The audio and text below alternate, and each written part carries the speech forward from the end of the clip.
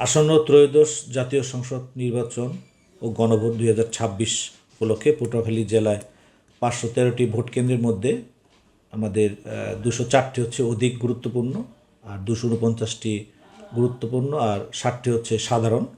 এর মধ্যে যেগুলো অধিক গুরুত্বপূর্ণ সেগুলোর প্রতি আমাদের এক্সট্রা ডেপ্লয়মেন্ট এবং নজরদারি রয়েছে। আমরা পটুয়াখালী জেলা পুলিশ আগামী 12 তারিখ নির্বাচনের জন্য সম্পূর্ণভাবে প্রস্তুত। আমাদের যার যেখানে ডিউটি পড়েছে আমরা অলরেডি সেটা ডেপ্লয়মেন্ট, আমাদের প্ল্যান অলরেডি আমরা কার্যকর পদক্ষেপ নিয়েছি এবং যার যার ডিউটি সেখানে চলে গিয়েছে। আমরা সম্পূর্ণভাবে প্রস্তুত। যে কোনো ধরনের প্রতিবন্ধকতা বা যে কোনো ধরনের প্রস্তুতির জন্য আমরা সব ধরনের প্রস্তুতি সম্পন্ন করেছি।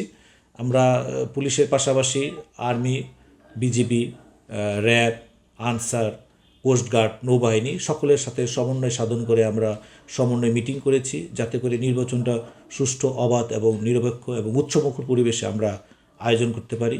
আমাদের এবারে আমরা প্রমাণ করব যে পুলিশ সহ সকল নিরাপত্তা বাহিনী অত্যন্ত নিরপেক্ষতার সহিত এই নির্বাচনটা সম্পন্ন করতে পেরেছে। আমরা যার যার অবস্থান থেকে সর্বোচ্চ চেষ্টা করব কোনো ধরনের নাশকতা, প্রতিবন্ধকতা অথবা কোনো ধরনের দুষ্কৃতিকারী যাতে কোনো ধরনের সমস্যার সৃষ্টি করতে না পারে, এজন্য আমরা সম্পূর্ণভাবে প্রস্তুত।